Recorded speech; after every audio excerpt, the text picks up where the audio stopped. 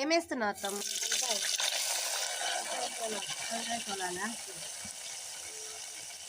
ఇంకేమేస్తావు?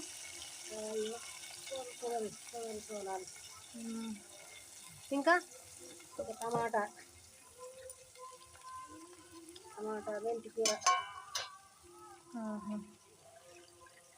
అదేంటి అత్తమ్మ? మెంతి కూర కొత్తిమీర సన్నంగా తరుక్కొని వేయన్నా? మెంతి కూర కొత్తిమీర సన్నం తరిగి వేయాలి, మంచిగా వస్తుంది. జొన్న రొట్టెలు కూడా వేసినావు అత్తమ్మ? జొన్న రొట్టెలు వేసిన జొన్న రొట్టెలు వంకాయ సోలాలు అంటుకుంటే మంచిగా వస్తుంది. ఇప్పుడు చలికాలం కదా. పసుపు అత్తమ్మ అది? పసుపు, కారం వేయాలి.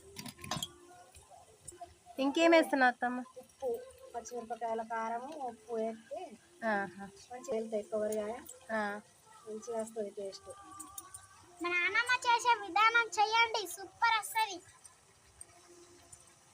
తిన్నే కారం తెచ్చు కొంచెం లేట్ అయింది అట్లా అనుకోద్దు. పచ్చిమిరపకాయల కారం వేస్తుంది. వేయు. ఇవి ఫస్ట్ వేయద్దు అత్తమ్మ?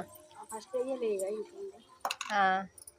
ఇట్లా వేసిన ఉప్పు పసుపు అవి వేసిన, మెంతి కూర కొత్తిమీర వరి వేసిన, తొగరి సోలాలు పోసిన, తొగరి గింజలు. వేరకాయ కందికాయలు అంటారు వీటిని, మనకాయ సోలాలు అంటారు. తొగరి సోలాలు అంటారు. ఎవరు నేర్పింది అత్తమ్మ ఇట్లా ఎంత మంచిగా వాసన వస్తున్నది? మా అమ్మ మేము చిన్నగా ఉండగా వండుతుండే, నేర్చుకున్నాయి అండు. అట్లానే వండుతా. సోలాలు, వంకాయ, టమాటా అన్నీ వేసి వండుకుంటే మంచిగా టేస్ట్ వస్తుంది. మటన్ చికెన్ సూప్ ఏం పని చేయదు. మంచిగా వచ్చింది కలర్ గింత. కలర్ మంచిగా వస్తుంది, తినడుకు సూక మంచిగా వస్తుంది. ఇక అంటే మస్తు ఇష్టం. ఇక